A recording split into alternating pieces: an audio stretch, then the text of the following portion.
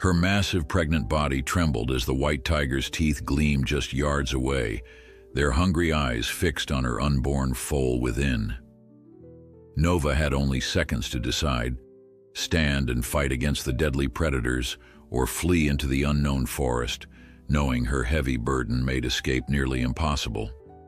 Before we continue, don't forget to subscribe to the channel, like the video, and comment where in the world you're watching from. Let's go. The humid air of the forest hung heavy around Nova as she picked her way carefully along the ancient path. Massive trees towered overhead, their canopies filtering the morning sunlight into dappled patterns that played across her glossy brown coat.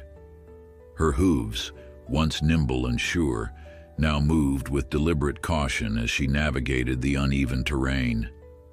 The weight of her unborn foal had transformed her once athletic frame into a testament of maternal endurance, her swollen belly a promise of new life. Nova had been part of a prestigious breeding program at the Hamilton estate, a sprawling horse farm nestled in the foothills bordering this vast forest. With her exceptional bloodline and remarkable speed, she had been their prized mare. But that was before the fire, before the panic and chaos that had sent her fleeing into the wilderness 3 days ago, before her world had changed forever. The memory of that night still haunted her. The acrid smell of smoke, the terrifying crackle of flames consuming the stables, the frantic cries of humans and horses alike. When her stall door had burst open from the force of a falling beam, Nova had followed her instinct to run, to protect herself and the precious life she carried. For 3 days she had wandered deeper into the forest, moving away from the lingering scent of smoke and destruction. Her body, designed for open pastures and carefully measured feed, struggled to find nourishment in this wild place. Hunger gnawed at her, yet her survival instinct pushed her onward, searching for safer ground. What Nova couldn't know was that her journey had taken her into a territory that humans rarely ventured into, a remote part of the forest preserve that had become home to something extraordinary and deadly. A pair of white tigers released years ago by a collector who could no longer manage the magnificent predators had claimed this area as their domain. The tigers, a mated pair named Raj and Kaya by their former owner, had adapted remarkably to their new freedom. Their striking white coats, a genetic anomaly that would have made them vulnerable in their native Asian habitats, served them well in the misty mornings of this particular forest. They moved like ghosts through the undergrowth, their stripes breaking up their silhouettes as they stalked their prey. For months, they had subsisted on deer, wild boar, and the occasional smaller game. But recent heavy rains had driven much of their prey to higher ground, and hunger had made them bold. When the scent of horse, large, meaty, and unfamiliar, drifted to them on the morning breeze, both tigers raised their heads in unison, their whiskers twitching with interest. Kaya, the female, was first to move, her muscles rippling beneath her white coat as she began tracking the unexpected bounty that had wandered into their hunting grounds. Raj followed, their movements synchronized through years of hunting together. They communicated with subtle gestures, a flick of the tail, a slight tilt of the head, as they planned their approach. Nova sensed the danger before she saw it. A primitive part of her brain, coded with ancient prey instincts, registered the subtle shift in the forest's rhythm. The birds had gone silent. The usual rustling of small creatures in the undergrowth had ceased. The forest was holding its breath. Her nostrils flared as she caught an unfamiliar scent, musky, predatory, and terrifying. Her ears swiveled nervously, scanning for sounds of the threat her body knew was present. Her heart rate accelerated, pumping blood to muscles that would need to carry her to safety despite her heavy burden. Nova froze, torn between conflicting instincts. To run might trigger a chase she couldn't win in her condition. To stay meant facing whatever predator had marked her as prey. The foal inside her shifted, responding to the flood of adrenaline in its mother's bloodstream. It was then that she spotted them, two ghostly shapes moving through the morning mist, their striped white coats almost luminous in the filtered light. Nova had never seen tigers before, but her instincts recognized death approaching on padded feet. The larger one, Raj, moved to her left while Kaya circled to the right, a coordinated strategy perfected over countless hunts. In that moment, something remarkable happened within Nova. The fear that had momentarily paralyzed her transformed into fierce determination. She wasn't just running for her life now, she was running for two lives. The maternal instinct, powerful and primal, surged through her tired body. With a sudden burst of speed that belied her pregnant state, Nova wheeled around and bolted down the path, away from the approaching predators. Her hooves pounded against the earth, sending up small clouds of dust in her wake. The foal in her womb jostled uncomfortably with each stride, but Nova pushed forward, her eyes wide and focused on the path ahead. The tigers, momentarily surprised by their prey's sudden flight, quickly recovered and gave chase. They moved with terrible beauty, their powerful bodies designed for exactly this purpose, the pursuit and takedown of fleeing prey. In open terrain, they would have overtaken the pregnant mare within moments. But the forest path with its twists and fallen logs gave Nova a slight advantage. She knew she couldn't outrun them forever. Her breath was already coming in labored gasps, her heart pounding painfully against her ribs. But ahead, through a break in the trees, she glimpsed something that kindled a desperate hope. A river, wide and fast-moving. If she could reach it, cross it somehow, she might put a barrier between herself and the pursuing death. Behind her, the tigers were gaining ground. Raj had taken the lead, his larger frame powering through the underbrush with single-minded focus. Kaya had fallen slightly behind, moving in a parallel course, as if anticipating that their prey might change direction. Nova's mind, operating on pure instinct now, calculated distances and chances with the clarity that comes in life or death moments. The river was perhaps 200 yards ahead. The tigers were less than 50 yards behind. Her tired legs would need to carry her just a little further, just a little faster. As she burst from the tree line into the clearing that bordered the river, Nova caught a glimpse of something unexpected on the opposite bank, the unmistakable shape of human structures. A small settlement or outpost of some kind nestled against the forest edge. Safety, if only she could reach it. The sight gave her renewed strength as she thundered toward the riverbank. Behind her, Raj emerged from the forest, his amber eyes fixed on the prize that was almost within his grasp. With a powerful surge, he launched himself toward Nova, claws extended to bring down the meal that would feed both tigers for days. Nova felt the displacement of air as the tiger soared toward her haunches. In a desperate maneuver, she swerved sharply, nearly losing her footing on the muddy bank. Raj's claws grazed her flank, drawing a thin line of blood, but failing to secure the grip that would bring her down. The momentary contact sent a jolt of pain and terror through Nova's body. The foal kicked frantically within her, as if sensing the mortal danger. With a primal scream that echoed across the water, Nova gathered her remaining strength and leapt toward the river, her powerful legs propelling her pregnant body into the swirling current. As the cold water closed around her, Nova struggled to keep her head above the surface. The river was deeper than it had appeared, the current stronger.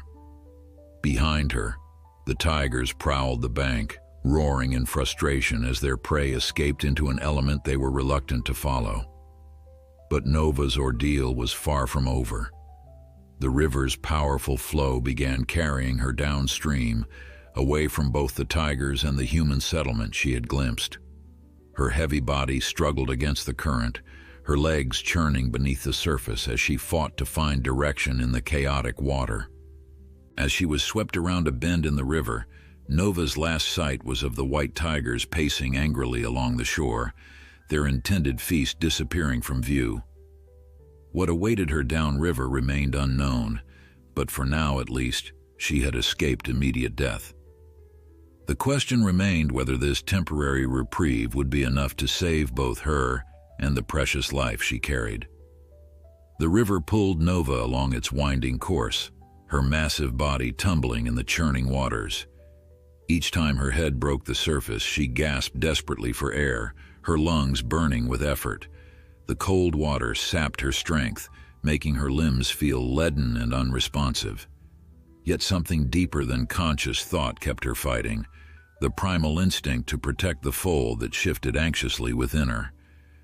Sunlight glinted off the water's surface, momentarily blinding Nova as she struggled to orient herself.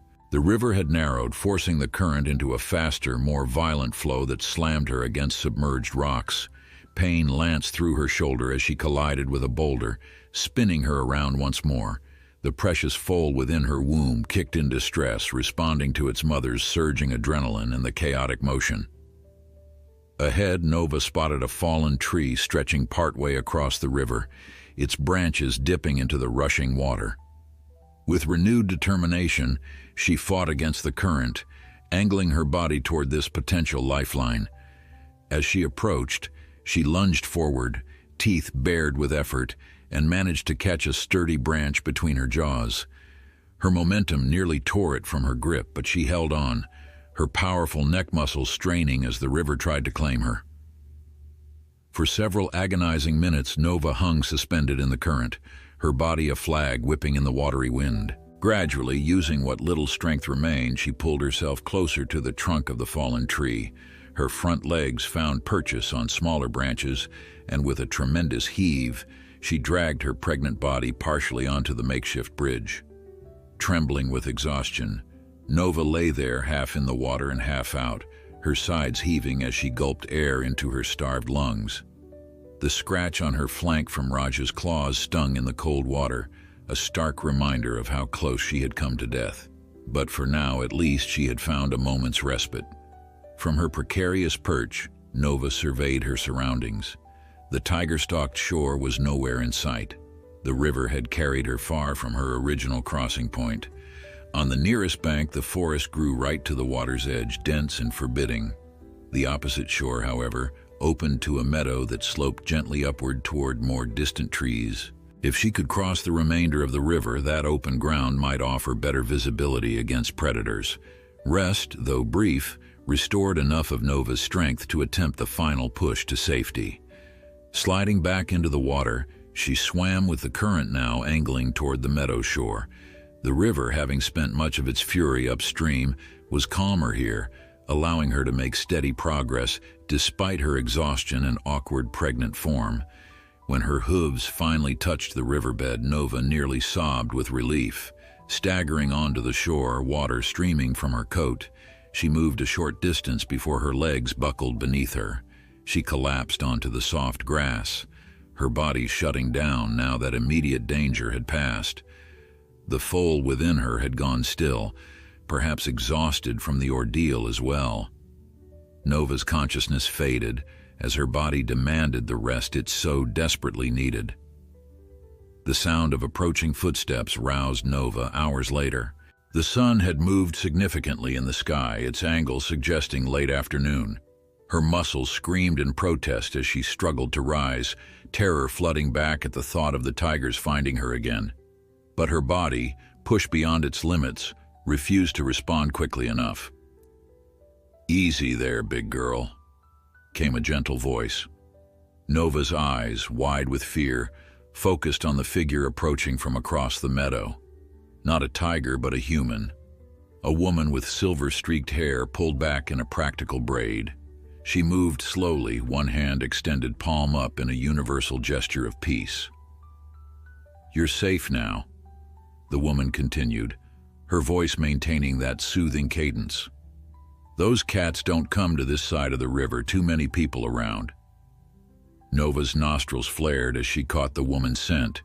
Human, yes, but overlaid with the smell of other animals, hay, and something medicinal. Not threatening smells, but familiar ones that spoke of stables and care. "My name's Eleanor," the woman said, continuing her careful approach. "I run a sanctuary just over that rise, been doing it for 20 years now." She paused, studying Nova with knowing eyes. "You're from the Hamilton place, aren't you? Heard about the fire on the radio. Been wondering if any of their horses got out." Eleanor stopped a respectful distance away, giving Nova space. "That's quite a load you're carrying. How far along are you, Mama? 8 months?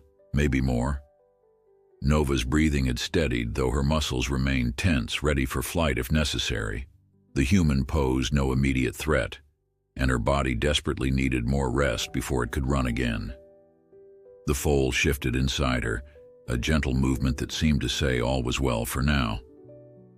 "I've got a place for you," Eleanor said, slowly lowering herself to sit cross-legged on the grass. "Clean stall, fresh hay, good feed for you and your little one. But I won't force you. You decide." As the sun began its descent toward the horizon, Nova and Eleanor remained in their standoff, the horse too exhausted and wary to move, the human patiently waiting for trust to build. Eventually, Eleanor reached into her pocket and extended her hand again, this time with several sugar cubes resting on her palm. "Thought you might be hungry," she said. "Been through quite an ordeal, I'd imagine." The sweet scent reached Nova's sensitive nostrils, awakening the gnawing hunger that fear had temporarily suppressed. It had been days since she'd had proper feed, and her body was supporting 2 lives now. Cautiously, every muscle ready for retreat, Nova pushed herself to standing and took one tentative step toward the offering. Eleanor remained perfectly still as Nova approached, her weathered face showing no sign of the excitement she surely felt. When the mare finally stretched her neck and delicately lipped the sugar from her palm, Eleanor released a slow breath. "That's it, Mama," she whispered, "one step at a time." After finishing the treat, Nova remained close, her instincts warring between caution and the desperate need for help. Her condition made survival alone in the wild nearly impossible, especially with predators like Raj and Kaya roaming the forest. The human represented potential safety, food and shelter, critical needs that outweighed her fear. Eleanor slowly stood, careful not to make any sudden movements. "I'm heading home now," she said, gesturing toward a path that led up the meadow. "You're welcome to follow. No pressure." She began walking away, deliberately unhurried. After a moment's hesitation, Nova took a tentative step after her, then another. The sanctuary Eleanor mentioned called to something deep within her. The instinct, not just for personal survival, but for finding safe haven to deliver her foal. Unknown to both mare and woman, the danger had not fully passed. Across the river, partially concealed in the deepening shadows of the forest edge, 2 white shapes moved with purpose. The tigers had found a crossing point upstream and had tracked Nova's scent to the river's edge. Raj paced restlessly along the tree line, while Kaya's eyes remained fixed on the retreating forms of the horse and human. The hunt was not over, it had merely entered a new phase. The predator's hunger, made more acute by the chase and near success, would not be easily abandoned. As darkness began to claim the forest, the tigers melted into the shadows, their striped coats perfect camouflage as they plotted their next move. The pregnant mare had escaped them once. They would not allow it to happen again. Eleanor's sanctuary appeared as they crested the gentle hill, a collection of weathered buildings nestled against a backdrop of rolling pastures. The main barn, painted a faded red with white trim, stood at the center, surrounded by several smaller outbuildings and paddocks. The entire property was enclosed by sturdy fencing, offering a promise of protection that called to Nova's exhausted body and anxious mind. "Welcome to Second Chance Ranch," Eleanor said over her shoulder, her pace deliberately unhurried as Nova followed at a cautious distance. "Not much to look at, but it's home to about 30 rescued animals now, horses mostly, but a few donkeys, some goats, and whatever else needs saving." As they approached, Nova's sensitive nostrils caught the comforting scents of hay, grain, and other horses, Her ears swiveled forward with interest as soft nickering drifted from the barn. After days alone in the wilderness, the presence of her own kind stirred something deep within her, a longing for the herd security that was ingrained in her very nature. The sun had nearly disappeared behind the distant mountains, casting long shadows across the property. Eleanor glanced at the darkening forest edge behind them, a flash of concern crossing her weathered features. "Let's get you settled before nightfall," she said, her tone casual, but her movements taking on greater purpose. Something about the gathering darkness had put her on edge, though she hid it well. They passed through a wide gate that Eleanor secured firmly behind them. Nova startled slightly at the metallic clang but didn't bolt. Her instincts, honed by generations of domestication, recognized the sound of safety being established. Inside the perimeter, a large gelding watched their approach from a nearby paddock, his bay coat gleaming in the last rays of sunlight.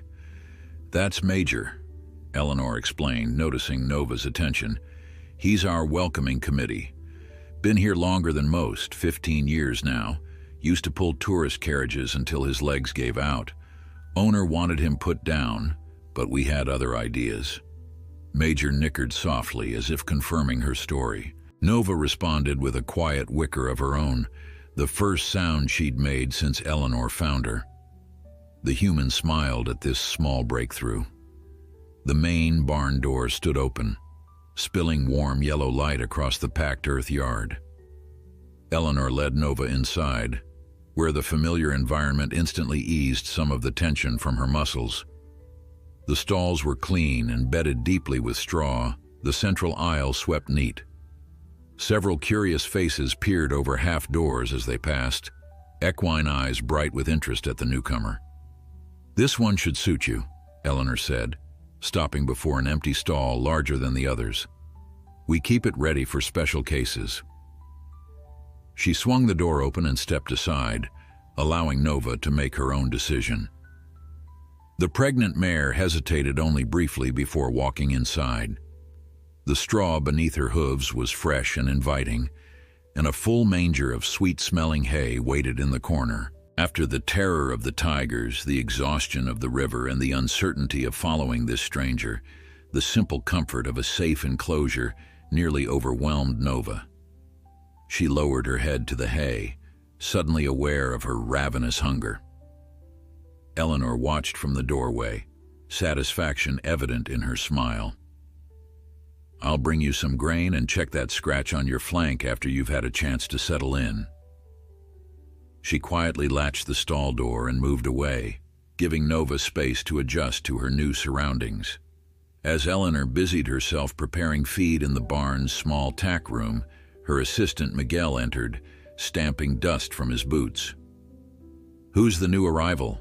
he asked, hanging his worn leather jacket on a hook by the door. "Pregnant mare, probably from the Hamilton place. Found her by the river, half dead from exhaustion. She's got a minor wound on her flank, looks like a claw mark." Miguel's eyebrows rose. "Claw mark? Mountain lion, maybe?" Eleanor frowned, measuring grain into a bucket. "I don't think so. Spacing's wrong." And there was something about the way she was watching the tree line. She trailed off, then shook her head. "Probably nothing. But let's keep the perimeter lights on tonight just in case." "Will do," Miguel nodded, his expression serious. "Want me to call Doc Martinez about the new girl?" "First thing tomorrow. She needs rest more than anything tonight, though." Eleanor paused, her experienced eyes having noted signs in Nova's condition. "I wouldn't be surprised if we're on full watch sooner rather than later. The stress she's been through might speed things up." Across the river, the forest had surrendered completely to night, the darkness broken only by patches of moonlight filtering through the canopy. Raj and Kaya moved silently through the underbrush, their white coats appearing almost spectral in the intermittent light. They had lost the mare's scent at the river's edge, but had picked it up again on the opposite bank, following it across the meadow to the crest of the hill. Now they crouched at the forest's edge, their predator eyes far more effective in the darkness than any humans could be. The sanctuary lay spread before them, its buildings and fences clearly visible in the moonlight. The perimeter lights that Eleanor had requested cast pools of artificial day around the property's edge, creating a boundary between their world and the human realm. Raj growled low in his throat, frustrated by this development. The horses inside, including their intended prey, were tantalizingly close yet protected by human structures and the unfamiliar threat of artificial light. The larger tiger paced restlessly, his hunger and hunting instinct warring with caution born from his years in human captivity. Kaya, however, remained perfectly still, her amber eyes calculating as she surveyed the sanctuary. Unlike her mate, who had been captured as a juvenile, Kaya had been born in captivity. Her understanding of human behavior and structures was more nuanced, less ruled by fear. She noted the patterns of light, the movements of humans as they completed their evening routines, the gaps in fencing where trees had grown too close. The sanctuary represented a challenge, but not an insurmountable one. Their hunger demanded satisfaction, and the pregnant mare represented the richest possible prize, 2 meals in one. They would wait, they would watch, and when the moment was right, they would strike. Inside her stall, Nova raised her head suddenly from the grain Eleanor had brought her. A shiver ran through her body that had nothing to do with the evening chill. Something primal within her sensed the presence of death watching from the shadows.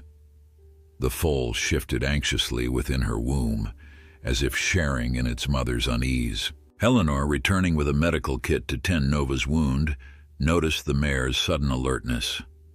"What is it, girl?" she asked softly, following Nova's gaze toward the barn's high window and the darkness beyond. She saw nothing but the familiar nighttime landscape of her property, yet something about the mare's reaction raised the hair on the back of her neck. Shaking off the feeling, Eleanor approached Nova with gentle determination. "Let's get you patched up," she murmured, reaching for the scratch that told of a danger she didn't yet fully comprehend. "Tomorrow's another day." But for the white tigers hidden at the forest's edge, tomorrow merely represented another opportunity. Their patience was as boundless as their hunger. They would not be denied their feast. Not again. Night settled fully over Second Chance Ranch, wrapping the buildings in a quiet blanket of darkness, broken only by the strategic pools of light that Eleanor had insisted upon. Inside the main barn, the steady rhythm of horses breathing and occasionally shifting in their stalls created a soothing backdrop that would normally have lulled Nova into deep sleep. But rest eluded the pregnant mare, despite her bone-deep exhaustion. Every shadow that moved across her stall wall caused her ears to flick nervously. Every unfamiliar sound, the creak of the barn settling, the hoot of a distant owl, made her muscles tense in preparation for flight. The scratch on her flank, now cleaned and treated with a soothing antiseptic by Eleanor's gentle hands, throbbed with a dull reminder of how close death had come that morning. In the stall beside her, Major nickered softly. The old gelding seemed to sense her unease, offering what comfort he could in the language of their kind. Nova answered with a quiet whicker, drawing some small reassurance from the presence of another horse who appeared relaxed and unafraid in these surroundings. Outside the barn, Eleanor made one final patrol of the property perimeter before retiring to her small house adjacent to the main building. The floodlights she'd had installed years ago, primarily to deter coyotes and the occasional trespasser, cast harsh illumination on the fence line. Miguel had reinforced her instructions, adding extra lights focused specifically on the forest edge where the property backed up against wilderness. "Anything?" Miguel asked, meeting her by the barn's side entrance.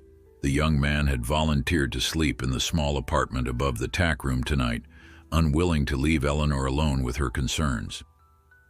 "Nothing obvious," she replied, her breath visible in the cool night air. But something doesn't feel right.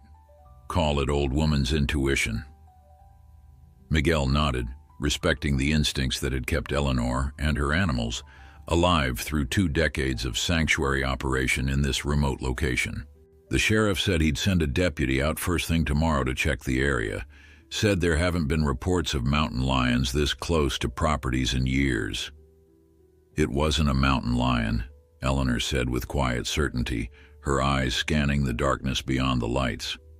I've seen those marks before. Different spacing, different angle of entry.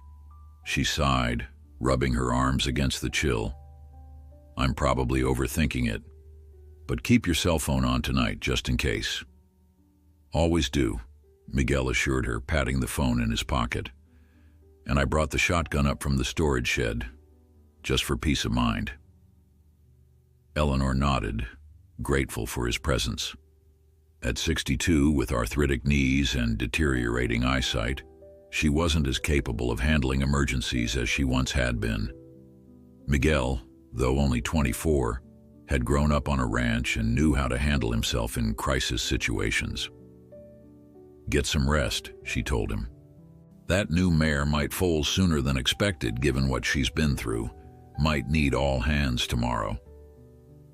As Eleanor and Miguel retreated to their respective quarters, the sanctuary fell into deeper quiet. In the forest beyond the property's boundary, however, activity was increasing rather than diminishing. Raj and Kaya had spent hours observing the human settlement, noting the patterns of movement, the positioning of lights, and the potential weaknesses in the perimeter. They had retreated deeper into the woods to hunt smaller prey, enough to take the edge off their hunger, but not enough to satisfy their need. The scent of horse, particularly the pregnant mare, still called to them with primal intensity. Now they approached again, moving with liquid grace through the underbrush. The artificial lights posed a challenge, but not an insurmountable one. Years of adaptation had taught them that humans relied heavily on these bright barriers, often neglecting what lay in the shadows between. Kaya took the lead, her smaller frame allowing her to move more stealthily than her mate. She found what she was looking for near the northwest corner of the property, a section where a large oak tree had grown alongside the fence, its branches extending over the barrier. The fence itself was sturdy and tall, designed to keep horses in rather than predators out. For creatures as agile as tigers, it presented an opportunity rather than an obstacle. With a powerful but nearly silent leap, Kaya ascended the tree, her claws finding purchase in the rough bark. Raj followed, his larger body requiring more effort to maneuver through the branches. Together, they traversed the leafy highway until they reached a point directly over the fence line. Below them, the sanctuary grounds spread out in patches of light and shadow, the barn a dark silhouette against the night sky. Inside her stall, Nova jolted fully awake from the light doze she had managed to slip into. Something had changed in the air, a scent carried on the gentle night breeze that filtered through the barn's high windows. Her nostrils flared, picking up the unmistakable musk of predator. The foal within her womb shifted restlessly, responding to the surge of adrenaline that flooded its mother's system. With a distressed whicker, Nova rose to her feet, moving awkwardly with the weight of her pregnancy. Her hooves pawed anxiously at the straw bedding, an instinctive behavior that expressed her growing fear. Major and several other horses further down the aisle also began to stir, picking up on her distress through the invisible network of awareness that connected herd animals. In the apartment above the tack room, Miguel stirred at the sound of restless horses below. Years of working with livestock had attuned him to the different sounds they made, and this wasn't the normal settling of animals for the night. This was the precursor to panic. Throwing back his covers, he reached for his jeans and boots, pulling them on quickly in the darkness. The shotgun leaned against the wall by the door, and he grabbed it automatically, checking that it was loaded before heading down the narrow stairs to the barn floor. The tigers, meanwhile, had made their descent from the tree to the inside of the sanctuary grounds. They moved like shadows between the pools of light, their white coats appearing ghostly when they crossed the occasional moonlit patch. Their destination was clear, the large barn where their prey was housed, where her scent was strongest. They approached with the patience of apex predators, in no hurry now that they had breached the perimeter. The lights around the barn itself presented another challenge, but they had spotted a side door, the same one Eleanor and Miguel had used earlier, that lay partially in shadow. It would serve as their entry point. Nova's agitation increased by the moment. She moved in tight circles within her stall, her heavy body awkward but driven by mounting fear. The foal inside her kicked vigorously, perhaps sensing its mother's distress, perhaps responding to some primal recognition of danger. A sharp pain lanced through Nova's abdomen, different from the fear-driven adrenaline surge, more focused and intense. Miguel entered the barn's main aisle, immediately noting the disturbed state of the horses. He moved quickly to Nova's stall, recognizing that she was the epicenter of the growing unrest. What he saw sent him reaching for his cell phone with his free hand. The mare's sides were heaving, not just with fear, but with the unmistakable pattern of early labor contractions. Outside, mere yards from the barn entrance, Raj and Kaya paused as a light came on inside the structure. Human voices soon followed, Miguel calling Eleanor, urgency evident in his tone. The tigers exchanged a glance that communicated more effectively than words. The hunt had encountered a complication, but it was far from over. They melted back into the deeper shadows, circling toward the rear of the barn, seeking another entry point. Their patience was as infinite as their hunger. Inside, Nova dropped to her knees as another contraction gripped her. The foal was coming, driven perhaps by the stress, perhaps by the simple timing of nature. Either way, she was now even more vulnerable than before, and the scent of death still lingered in the air, growing stronger by the minute. Eleanor arrived at the barn in a flurry of activity, her silver hair hastily tied back and a medical kit clutched in her hands. Despite the late hour and the abrupt awakening, her movements were precise and purposeful, the product of decades spent handling animal emergencies. Miguel met her at the door, shotgun still in hand. "She's in active labor," he reported, leading the way to Nova's stall. "Started suddenly, no usual signs of preparation, and all the horses are on edge. Something's got them spooked." Eleanor's face creased with concern. "Premature? Hard to tell. She looks close to term, but with the stress she's been through." They reached Nova's stall to find the mare down in the straw, sides heaving with another contraction. Her eyes rolled white with fear and pain, nostrils flaring as she sought to process both the physical distress and the threatening sense that still filled her awareness. "Easy, girl," Eleanor murmured, entering the stall with slow, deliberate movements. She knelt beside Nova, running experienced hands over the mare's swollen belly. "She's definitely in labor. Foal feels like it's positioned correctly, thank goodness." She glanced at Miguel. "Get the foaling kit from the medical cabinet and check the other doors. Make sure everything's secured." As Miguel hurried away, Eleanor continued her examination of Nova. "What's got you so worked up, Mama?" she whispered, noting the mare's unusual level of distress, even for a first-time delivery. Nova's eyes kept darting to the high windows near the barn's roof, her ears swiveling to track sounds beyond human perception. Outside, Raj and Kaya had completed their circuit of the barn. The building was frustratingly secure, main doors bolted, windows too small for their bodies, side entrances closed and lit. But their predator instincts, honed by evolution and sharpened by hunger, detected a vulnerability at the rear of the structure. Years of weather and neglected maintenance had weakened the boards around a small ventilation hatch near the ground, a portal designed to allow airflow to the subfloor space beneath the barn's raised foundation. Kaya approached it first, her sensitive whiskers detecting the slight movement of air through the gaps. She pawed experimentally at the weathered wood, feeling it give slightly under pressure. Behind her, Raj watched with intensity, his larger frame tensed in anticipation. With methodical patience, Kaya worked at the weak point, her powerful paws gradually splintering the aged lumber. Inside, Nova lurched to her feet despite Eleanor's soothing words, a distressed whicker escaping her throat as another contraction gripped her body. The sound triggered a wave of restlessness down the aisle as other horses responded to her fear. "Something's definitely wrong," Eleanor muttered, standing back to give the agitated mare space. "This isn't just normal foaling anxiety."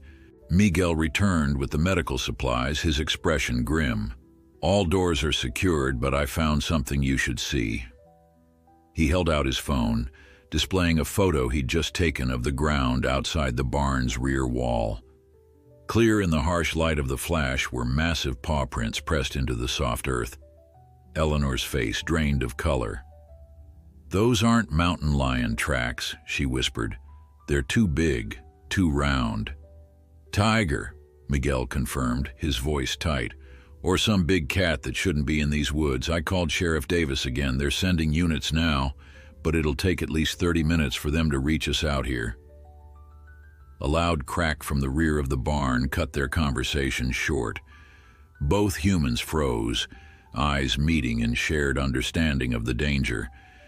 Miguel raised the shotgun, moving instinctively to place himself between Eleanor and the source of the sound. "Get the horses into the center aisle," Eleanor ordered, her voice low but firm. "If something's breaking in, we don't want them trapped in stalls." Her mind raced through emergency protocols she'd developed but never expected to use. "Use the portable panels to create a barrier. I'll call Jack and Sarah next door. They're closer than the sheriff." As Miguel moved to release the nearest horses, Eleanor turned back to Nova. The mare was in the midst of another contraction, more powerful than the last, her body beginning the final stages of delivery despite the danger surrounding them. The foal would come soon, ready or not. "Couldn't have picked a worse time, could you, girl?" Eleanor murmured, stroking Nova's neck. Her hand came away damp with sweat, the mare's coat lathered with the effort of labor and fear. Nova's eyes locked with hers for a moment, and Eleanor saw something there beyond pain, an intelligence, a desperate plea for protection, not just for herself, but for the new life about to enter the world. At the rear of the barn, the ventilation hatch finally gave way with a splintering crash. Raj immediately pushed forward, his massive head and shoulders forcing the opening wider as debris scattered across the ground. Kaya hung back, allowing her larger mate to create a path they could both use. The noise echoed through the barn, causing the horses to stamp and snort in alarm. Major, now free in the center aisle, threw up his head and issued a shrill warning call, the ancient equine alarm that had alerted herds to predators for millennia. Nova responded with a panicked whinny, struggling to rise again despite the contraction still gripping her body. "Stay with her," Miguel shouted to Eleanor, abandoning the portable panels to race toward the sound of breaking wood. "I'll hold them off." Eleanor wanted to call him back. The young man was brave, but no match for whatever was breaking into her sanctuary. Instead, she focused on Nova, attempting to keep the mare calm as the foaling process accelerated. A gush of fluid signaled the imminent arrival of the foal, nature's timing cruelly coinciding with the moment of greatest danger. Beneath the barn, Raj and Kaya navigated the cramped subfloor space, their powerful bodies slithering between support beams. The scent of their prey was overwhelming now, mingled with the tantalizing smell of blood and birth fluids. The tiger's hunting instincts reached a fever pitch, their hunger intensified by the promise of vulnerable prey. They located a section where floorboards had rotted away, creating another point of entry. With powerful shoulder thrusts, Raj began to force his way through, splinters of wood raining down as the barrier weakened. The sounds of distressed horses and hurried human activity above only fueled their determination. Miguel reached the back of the barn, shotgun raised, just as a section of flooring heaved upward with unnatural force. Through the widening gap, he caught his first glimpse of white fur and blazing amber eyes. The young man's blood turned to ice in his veins as he realized exactly what they were facing. "Tigers!" he shouted, his voice cracking with disbelief and terror. "Eleanor, they're tigers!" At Nova's side, Eleanor's hands stilled for a moment as the impossible truth registered. White tigers, apex predators with no business in these woods, were breaching her sanctuary. And in the midst of this deadly crisis, new life was emerging before her eyes as Nova's foal began to crown. The mare gave a final, powerful push, and the foal's front hooves appeared, tiny and perfect, still encased in the birth sac. There was no time to move them, no safer place to retreat. Whatever happened next would determine not just Nova's fate, but that of her newborn foal. And the tigers, sensing victory at hand, redoubled their efforts to reach the feast that awaited them. Time seemed to compress into crystalline moments of terrifying clarity. Miguel stood transfixed as the barn flooring continued to splinter upward, revealing more of the massive white tiger forcing its way through. The shotgun in his hands suddenly felt woefully inadequate against such primal power. He had hunted before, deer, wild turkey, even the occasional coyote, but nothing had prepared him for facing an apex predator whose evolutionary perfection made it a living weapon. His paralysis broke when Raj's entire head emerged through the fractured boards, amber eyes locking onto him with predatory focus. Miguel fired a warning shot into the ceiling, the thunderous report echoing through the barn. "Eleanor!" he shouted, backing away while keeping the shotgun trained on the emerging threat. "Get everyone out the front, now." The blast momentarily startled Raj, causing him to drop back beneath the floor. The reprieve wouldn't last long. Already Miguel could hear wood cracking elsewhere, the second tiger finding another entry point. At Nova's side, Eleanor worked with desperate efficiency despite the chaos erupting around them. The foal was coming fast now, its front legs and nose emerging with each powerful contraction. Nova lay on her side, her massive body heaving with effort, eyes rolling in terror at the commingled threats of birth and predator. "Can't move her," Eleanor called back to Miguel, her voice strained but steady. "Foal's halfway out. If we try to relocate her now, we'll lose them both." The practical reality landed like a physical blow. They were trapped, the laboring mare immobile, the tigers breaking in through multiple points, help still too far away to matter. Miguel made a split-second decision that went against every survival instinct screaming in his mind. Instead of retreating toward the front entrance, he moved deeper into the barn, positioning himself between Nova's stall and the breaching predators. "Then we make our stand here," he said, the tremor in his voice betraying the cost of his courage. "I'll hold them off. You deliver that foal." Eleanor's weathered hands never paused in their work as tears sprang to her eyes. "Miguel, just do it," he cut her off, voice firmer now as he accepted the role fate had thrust upon him. "Those neighbors coming?" "Call them," Jack said. 5 minutes, he's bringing his rifle." 5 minutes. An eternity when facing tigers that could cover ground in explosive bursts of speed, whose jaws could crush cervical vertebrae in a single bite. Miguel checked the shotgun's ammunition, 5 shells remaining. Not enough to kill 2 tigers, but perhaps enough to keep them at bay until reinforcements arrived. Nova gave a guttural groan as another contraction seized her, stronger than any before. The foal slid further into the world, shoulders now visible as Eleanor cleared the birth sac from its nostrils to ensure it could breathe. "That's it, Mama," she encouraged, working to help the mare despite the terrifying backdrop of splintering wood and Miguel's tense vigilance. Almost there, one more big push. The floor erupted in a shower of wood fragments as Raj forced his way fully into the barn, his massive white body gleaming under the overhead lights. Simultaneously, A side panel near the back wall crashed inward as Kaya found her own entry point. The tigers entered from different angles, instinctively executing the pincer movement that had made their species such successful hunters. Miguel fired another warning shot, causing both tigers to pause momentarily.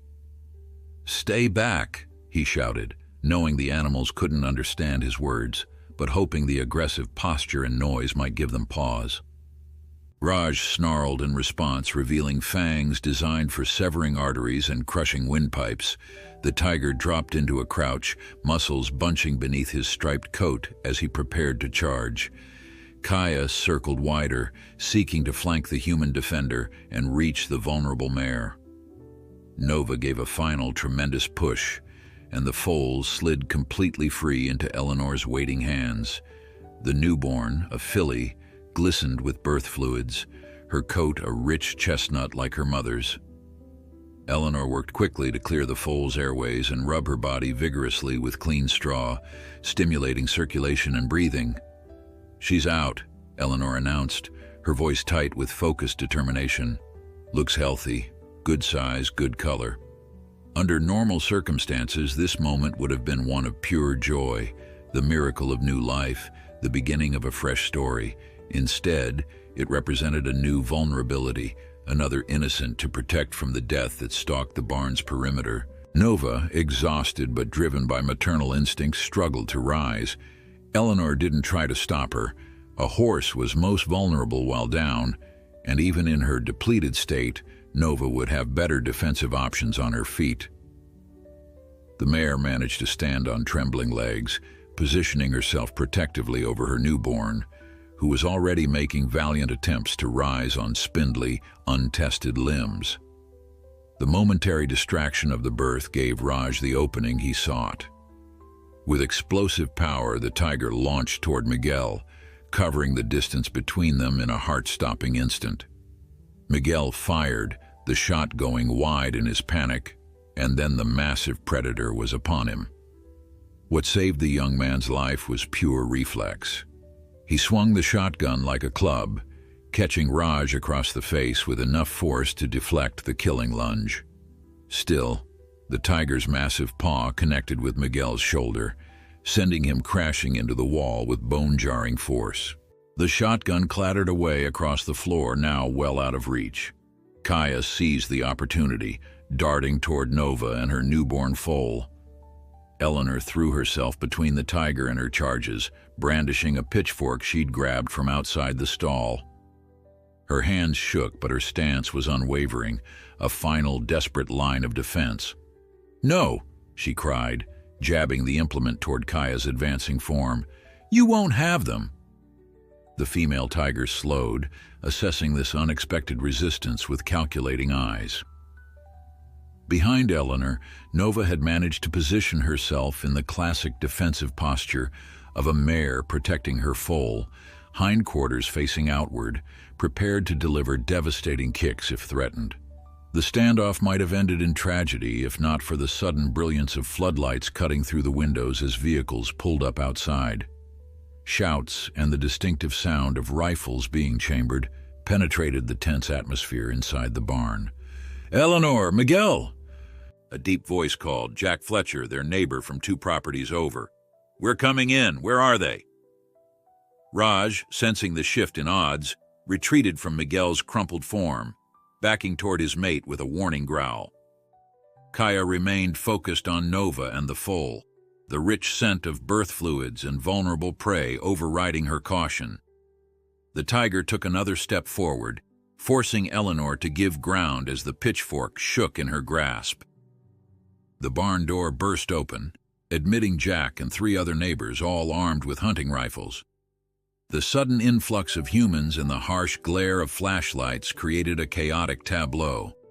The downed Miguel struggling to regain his feet, Eleanor's last stand before the nursing stall, Nova standing protectively over her wobbling newborn, and the 2 magnificent white tigers caught in a moment of decision. "My God," Jack breathed, raising his rifle as he took in the impossible scene before him. "Those are tigers." The newcomer's arrival had changed the equation, but the danger was far from past. Cornered predators were the most dangerous of all, and these tigers had been denied their prey too many times now. Hunger, territorial aggression, and self-preservation warred in their predatory minds as they assessed their dwindling options. The next few seconds would determine who lived and who died beneath the harsh barn lights of Second Chance Ranch. Time crystallized in the barn's tense atmosphere. Jack and the three neighbors with rifles raised, Eleanor still clutching the pitchfork, Miguel struggling to regain his footing, and the two white tigers caught in the harsh glare of flashlights. Nova stood trembling but defiant over her newborn foal, who had managed to rise on wobbly legs, instinctively seeking the safety beneath her mother's belly. "Don't shoot unless they charge," Jack instructed, his voice low and steady despite the adrenaline coursing through his system. At 58, the retired military veteran had seen combat in distant lands but never expected to face exotic predators in his own backyard. "Spread out. Cover all angles." The neighbors, Hank, Luis, and Dave, moved with cautious precision, forming a loose semicircle that gave them clear firing lines while avoiding potential crossfire.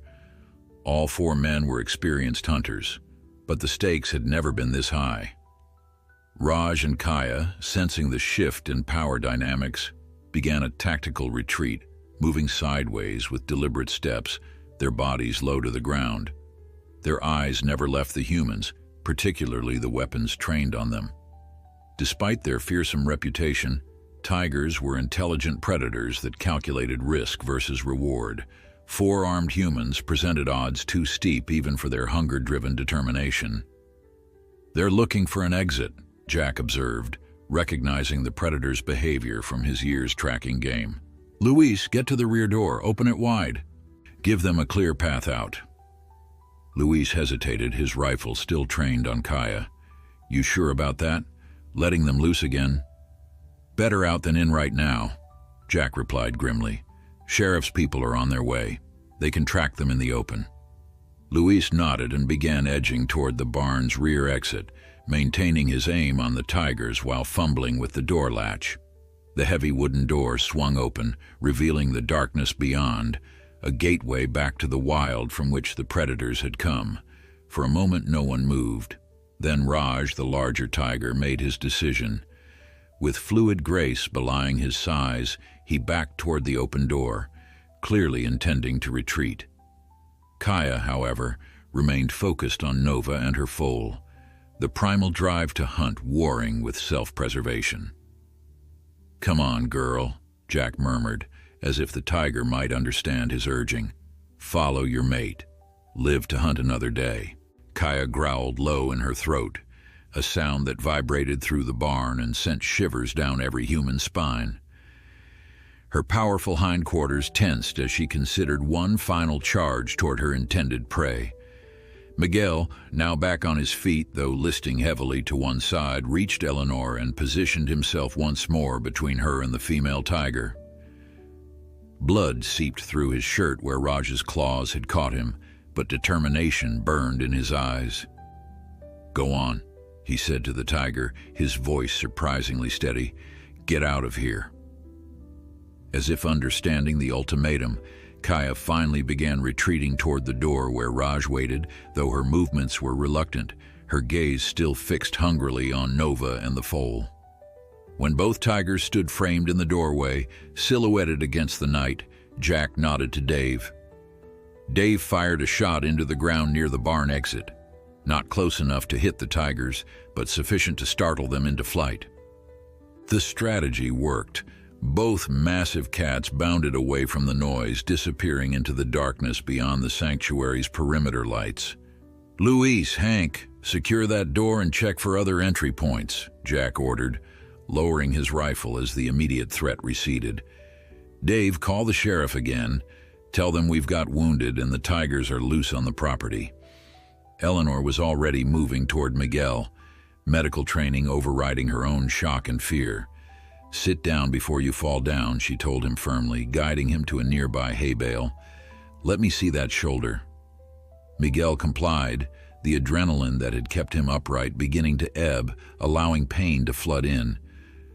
"The tigers," he managed through gritted teeth. "Will they come back?" "Not tonight," Jack answered, coming to assist Eleanor. "They've been scared off for now, but they're still out there, still hungry." He glanced toward Nova's stall, where the mare stood protectively over her foal. "How are they doing?" Eleanor's face softened momentarily as she followed his gaze. "Miracle of miracles, they're both fine. Foal's healthy, good color, good breathing, already standing." "Small blessings," Jack murmured, then turned his attention back to Miguel. The young man's shirt, now peeled away from his shoulder, revealed 4 deep lacerations where Raj's claws had connected. "That needs a hospital, son." Miguel nodded weakly, the reality of his close call finally sinking in. "Just wanted to protect them," he said, looking toward Nova and her foal. "And you did," Eleanor assured him, pressing a clean cloth against the wounds to slow the bleeding. "You stood your ground when most would have run. That foal is alive because of you." Outside, the distant wail of sirens announced the approach of the sheriff's deputies and, presumably, emergency medical services. The immediate crisis had passed, but the night's events had irreversibly altered the peaceful existence of Second Chance Ranch. While the humans attended to Miguel and secured the barn, Nova nuzzled her newborn foal with gentle insistence, encouraging the wobbly little creature to nurse for the first time. Despite the chaos and danger that had surrounded her delivery, maternal instincts guided the mare through these crucial first moments of her foal's life. The filly, displaying remarkable resilience, found her footing and latched onto her mother's teat, drawing the nutrient-rich colostrum that would provide her first protection against the world's dangers. Life, persistent and determined, continued its cycle even in the shadow of death's near visit.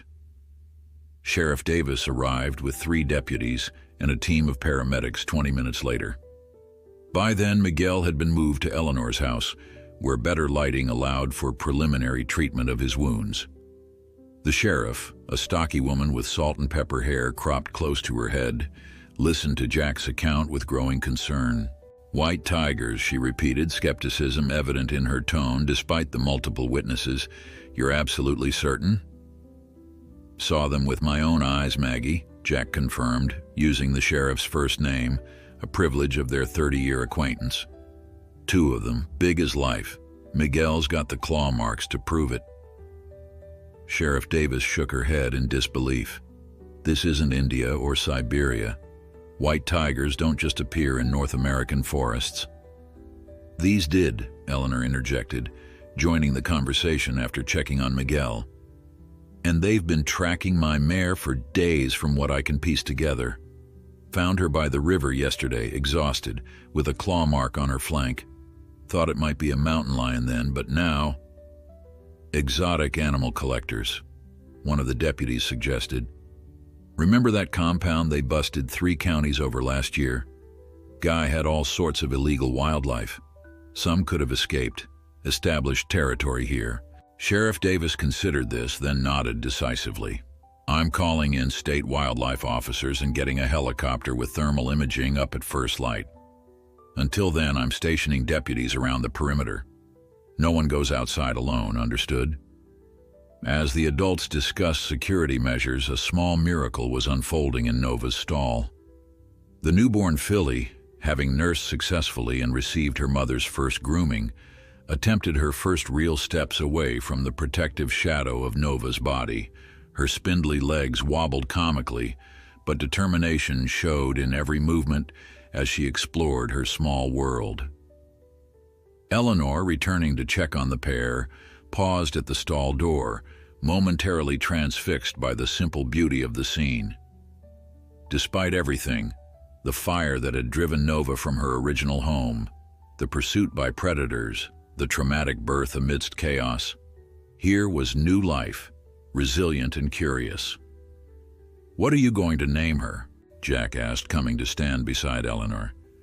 Eleanor watched as the foal tottered back to the safety of her mother, butting her small head against Nova's leg in a gesture as old as the relationship between horses and their young. "Miracle," Eleanor answered softly. "Her name is Miracle." Outside, beyond the sanctuary's lights, in the deep shadows of the forest edge, two sets of amber eyes watched the human activity with predatory patience. The night's hunt had been thwarted, but hunger was a powerful motivator. Raj and Kaya had not abandoned their prey. They had merely retreated to reconsider their approach. The sanctuary, once penetrated, had lost its mystique of invulnerability. They would wait. They would watch. And when the moment was right, they would return. Dawn broke over Second Chance Ranch with the harsh brilliance of reality after a nightmare. The sanctuary, usually peaceful in early morning light, now bristled with activity. Sheriff's deputies maintained a vigilant perimeter, their patrol vehicles stationed at strategic points around the property. Inside the barn, Nova stood protectively over Miracle, the chestnut foal nursing hungrily after surviving her traumatic entry into the world. Eleanor had barely slept, dividing her time between checking on Miguel at the house and monitoring Nova and Miracle in the barn. The adrenaline that had sustained her through the night had faded, leaving behind bone-deep exhaustion and the unsettling awareness of how close they had all come to tragedy. As she approached Nova's stall with fresh water and feed, the mare greeted her with a soft nicker, seemingly calmer than she had been since arriving at the sanctuary. "You did good, Mama," Eleanor murmured, offering an apple as a treat. "Both of you did good."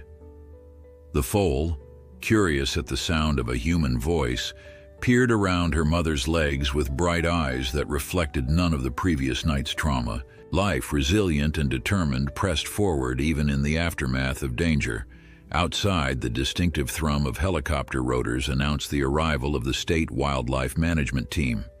Eleanor stepped out of the barn, shielding her eyes against the morning sun as the aircraft circled once before landing in an open field at the edge of the property. 4 uniformed officers disembarked, carrying specialized equipment and accompanied by 2 handlers with tracking dogs. Sheriff Davis met them at the landing site, her cruiser kicking up dust as she pulled to a stop nearby. She had remained on the property all night, coordinating her deputies and maintaining contact with state authorities. Now, as she approached the wildlife team, her face showed the strain of the sleepless hours, but remained resolutely professional. "Dr. Williams," she greeted the lead officer, a tall woman with close-cropped gray hair and the weathered complexion of someone who spent most of her life outdoors. "Thank you for responding so quickly. 2 white tigers on the loose isn't exactly a routine call," Dr. Serena Williams replied, adjusting her utility belt as she surveyed the property. "My team's ready to track and tranquilize, but I'll need to see where they breached the buildings and any evidence of their passage." Eleanor joined them, introduced herself, and led the group toward the barn where the previous night's confrontation had taken place. Inside, Dr. Williams and her team methodically examined the damaged flooring, the splintered side panel, and the deep claw marks gouged into wooden support beams. "These are definitely tigers," Dr. Williams confirmed, measuring a paw print preserved in spilled soil from an overturned plant container. "Large ones, likely mature adults. The white coloration suggests captive breeding. No wild tiger population would sustain that genetic anomaly." She straightened, her expression grave. "Sheriff, we're dealing with escaped exotic pets or privately owned exhibition animals, illegally kept almost certainly. The troubling part is how they've adapted to hunting in these woods." "How do we find them?" Eleanor asked. "Thermal imaging from the air, tracking dogs on the ground," Dr. Williams explained. "Tigers are apex predators with large territories, but these 2 will have established a home range, probably centered around a water source. The fact that they've returned to your property twice suggests they may have a den nearby." One of the wildlife officers approached, holding up a tuft of white fur caught on a broken board. "Found this, ma'am. Fresh." Dr. Williams nodded. Good. The dogs can use that for scent. She turned to Sheriff Davis. We'll need to move quickly. Tigers are most active at dawn and dusk. They'll be hunting now, especially if they're hungry enough to risk approaching human habitation. At the house, Miguel lay on Eleanor's couch, his shoulder heavily bandaged by the paramedics who had determined his wounds, while serious, didn't require immediate hospitalization given the remote location and the circumstances. A deputy remained with him, both for protection and to take his statement about the attack. The young man was pale but alert, his account precise despite the trauma he'd experienced. The big one hit me like a truck, he explained, wincing as he shifted position. If I hadn't gotten the shotgun up in time. He left the sentence unfinished, the implication hanging in the air. The deputy nodded sympathetically. Doctor's coming out to check on you this afternoon. Sheriff wants to make sure you're stable before moving you to town. Miguel's eyes drifted toward the window, through which he could see the barn and the activity surrounding it. How's Nova and the foal? Both doing well from what I hear, the deputy assured him. Miss, Winston hasn't left their side for more than a few minutes at a time. A faint smile touched Miguel's lips. She named the foal Miracle. Seems fitting. In the forest beyond the sanctuary's boundaries, Raj and Kaya had retreated to a sheltered ravine approximately 2 miles from the ranch. The natural depression, overgrown with dense vegetation and fed by a small stream, had become their temporary den after their release into the wild. The tigers lay in dappled shade, their white coats stained with dirt and debris from their nighttime incursion. Raj licked at a singed patch of fur on his flank, the result of the close-range shotgun blast that had disrupted their hunt. Beside him, Kaya rested with watchful alertness, her ears swiveling to track distant sounds. Both predators were hungry, the small raccoon they had managed to catch during their retreat providing minimal sustenance for creatures of their size. The distant sound of the helicopter caused both tigers to stiffen, instinct warning them of the approaching human threat. Though they couldn't understand the nature of the aerial search, years of captivity had taught them to associate certain human activities with danger. With silent communication developed through their years together, they rose and moved deeper into the ravine, seeking denser cover away from the open sky. Back at the ranch, Dr. Williams organized her team for the search operation. We'll work in a spiral pattern outward from the property, she instructed, unfolding a topographical map across the hood of her vehicle. Tigers typically stay within a mile or two of water sources, so we'll focus on the river corridor and any tributaries. She turned to Sheriff Davis and Eleanor. Our priority is to tranquilize and capture alive, but I need to be clear. If there's any immediate threat to human safety, my officers are authorized to use lethal force. These animals are magnificent, but they're also incredibly dangerous predators. A charging tiger can cover 50 yards in seconds. Eleanor nodded, understanding the grim reality despite her lifelong devotion to animal welfare. What happens if you capture them successfully? They'll be transported to a certified big cat sanctuary in Texas, Dr. Williams explained.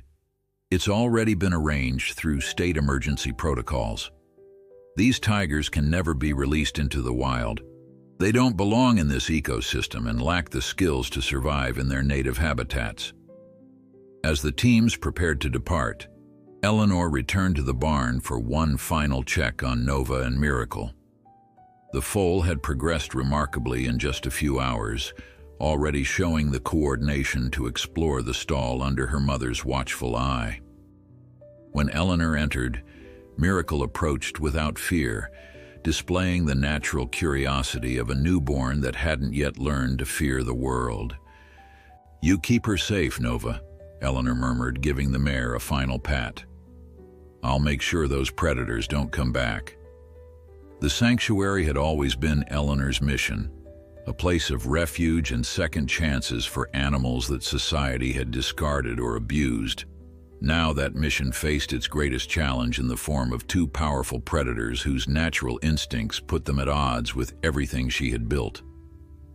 As she joined the search teams assembling outside, Eleanor carried the weight of that responsibility, knowing that lives, both human and animal, depended on the outcome of the day's hunt.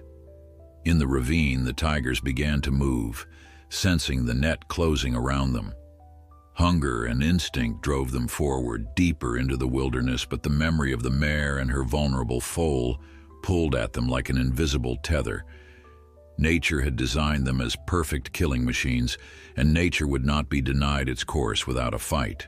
The search teams fanned out from Second Chance Ranch in a coordinated pattern, their movements guided by Dr. Williams' expertise and the topographical features of the surrounding wilderness. Tracking dogs strained at their leashes, noses to the ground as they followed the tiger's scent trail toward the river.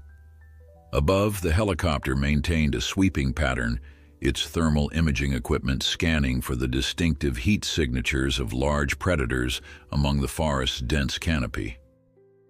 Eleanor had insisted on joining one of the ground teams, despite Dr. Williams's initial reluctance. "This is my property they crossed onto," she had argued. "My animals they threatened. I know these woods better than anyone." In the end, her knowledge of the local terrain had proven too valuable to dismiss, and she now walked alongside a wildlife officer named Martinez, a tranquilizer rifle slung across his shoulder. "Most exotic predators stay close to where they were released," Martinez explained as they followed a narrow game trail that paralleled the river. "They develop a comfort zone and establish territories based on familiar landmarks. If these tigers have been hunting in these woods for some time, they'll have a pattern." Eleanor nodded, her eyes constantly scanning the underbrush for any sign of movement. "The mare, Nova, I found her by the river about a mile downstream from here. She had that claw mark on her flank then. Must have escaped their first attack by going into the water." Martinez adjusted his radio, checking in with the other teams before responding. "Smart horse. Tigers can swim but generally prefer not to when hunting. Water gives prey an advantage." They continued in silence for several minutes, the only sounds their footsteps on the forest floor and the occasional crackle of the radio. Eleanor's thoughts drifted to Nova and Miracle back at the barn, protected now by deputies but still vulnerable if the tigers somehow circled back to the ranch. "Movement at the ravine, Sector 4, crackled a voice over Martinez's radio, interrupting her worries. "Thermal's picking up 2 large heat signatures in the undergrowth approximately 2 miles southeast of the ranch house." Dr. Williams's voice responded immediately. "All teams converge on Sector 4. Approach with caution. Remember, we want live capture if possible." Martinez gestured for Eleanor to follow as he changed direction, heading deeper into the forest toward the coordinates. "That's the old Miller Creek ravine," Eleanor said, recognizing the location from the description. "Deep cut in the landscape, lots of cave-like overhangs. Good place for predators to den." "Perfect tiger territory," Martinez agreed, his pace quickening. "Secluded, access to water, good vantage points to spot prey." They had covered perhaps half the distance to the ravine when the radio crackled again, this time with urgency in the speaker's tone. "Be advised, subjects are on the move, heading northwest at speed." Martinez froze, quickly consulting his handheld GPS. "Northwest, that's..." His eyes met Eleanor's, sudden understanding dawning in both their expressions. "They're circling back toward the ranch," Eleanor whispered, her blood running cold. "Team 3, redirect to intercept," Dr. Williams ordered over the radio, her normally composed voice tense with urgency. "Sheriff, be advised tigers are moving toward your position. Secure all personnel and animals." Eleanor was already running, Martinez keeping pace beside her as they abandoned their careful tracking for speed. The forest blurred around them, branches whipping past as they took the most direct route back to the sanctuary. "Why would they head back there?" Martinez called as they ran. "They know it's heavily guarded now." "Hunger," Eleanor gasped, her lungs burning with effort. And they've already breached it once. Success reinforces behavior. A more terrifying thought struck her then.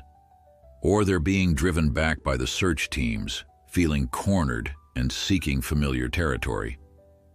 At the ranch, Sheriff Davis had received the warning and immediately implemented emergency protocols. Deputies moved to secure the barn where Nova and Miracle were housed, while others escorted Miguel from the house to a transport vehicle that would take him to safety in town. "I don't want to leave," Miguel protested weakly, wincing as the deputies helped him into the back seat of the cruiser.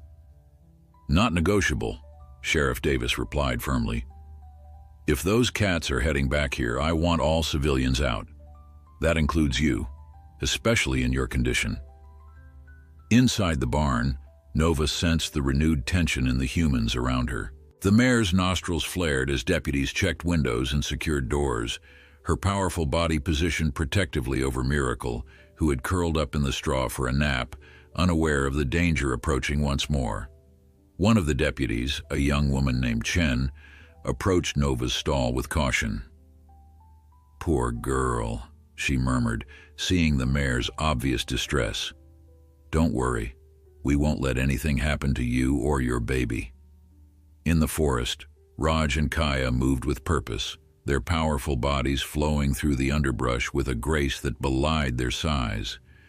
They had detected the humans closing in from multiple directions and had chosen the path of least resistance, which happened to lead back toward the sanctuary where they had nearly secured a meal the previous night.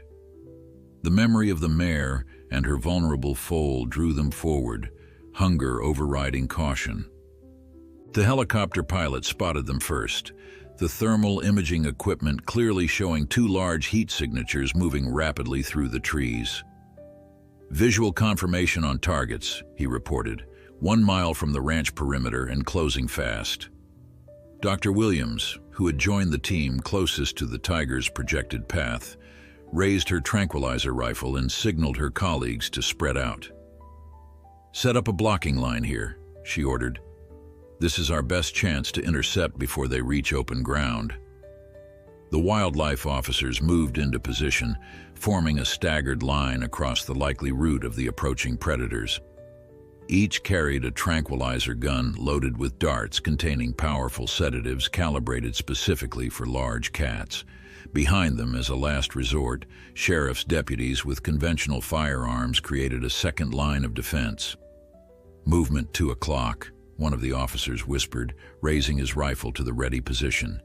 The undergrowth 30 yards ahead rippled subtly, disturbed by something large moving beneath the canopy of ferns and low shrubs. A flash of white appeared briefly, the tip of a tiger's tail flicking as the animal stalked forward. "Hold position," Dr. Williams breathed into her radio. "Wait until you have a clear shot. Aim for large muscle groups, shoulder or hindquarters." The officers tensed, fingers hovering near triggers as they tracked the nearly invisible movements through their scopes. For creatures so large, the tigers moved with remarkable stealth, revealing their positions only through the slightest disturbance of vegetation and occasional glimpses of striped white fur. Suddenly, Raj burst from cover, having detected the human ambush.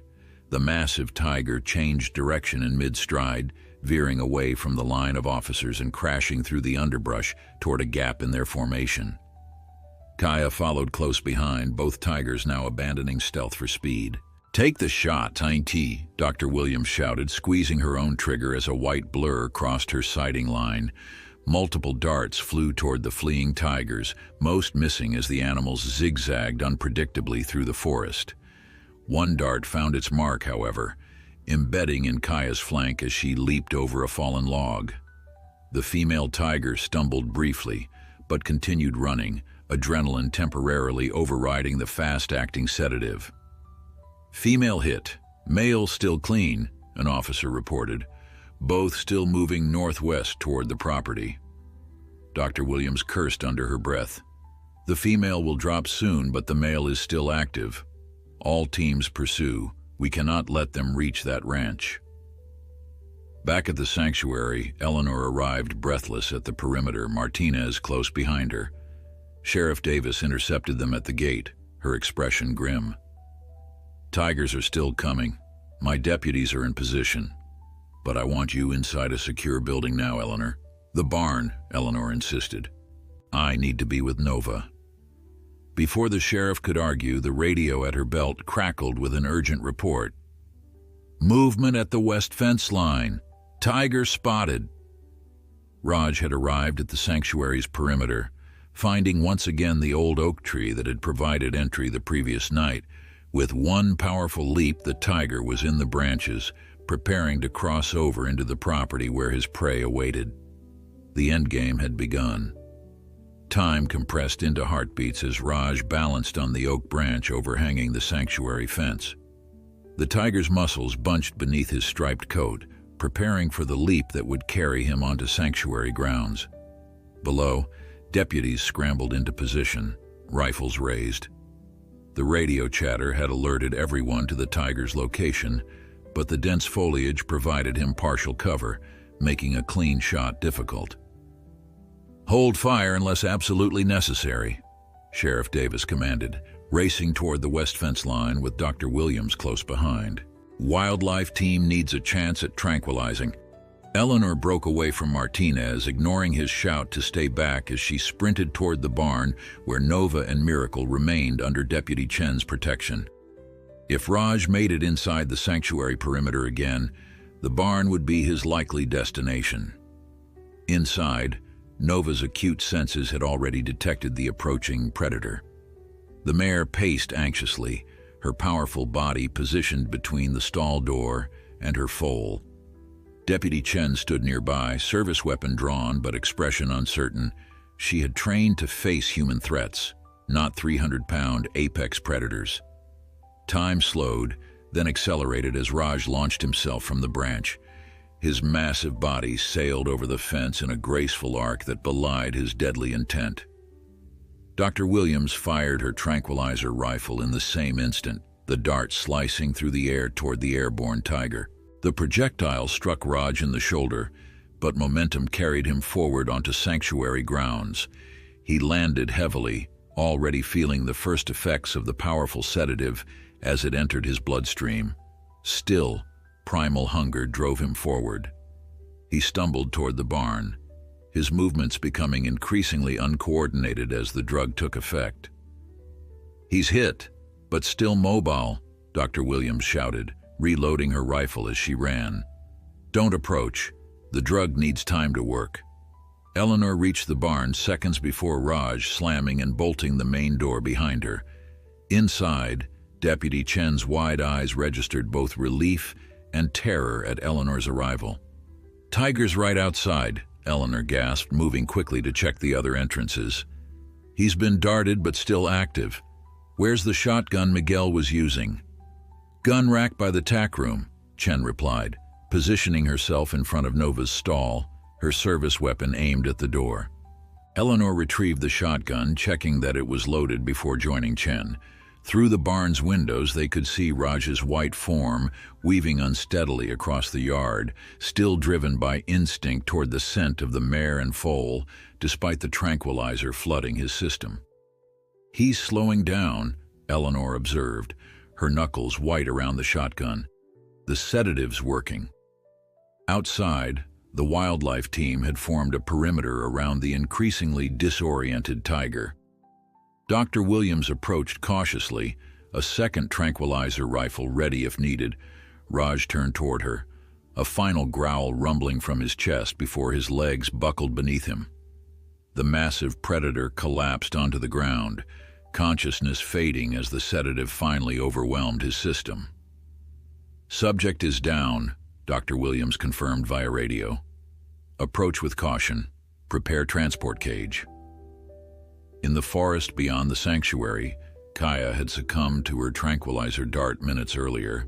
The female tiger lay unconscious among the ferns, her white coat stark against the green undergrowth. Wildlife officers had already secured her, preparing a specially designed stretcher to transport her to the waiting vehicle. The tiger's reign of terror had ended not with the violence their power suggested, but with the quiet hiss of tranquilizer darts, humanity's technology overcoming nature's perfect predators.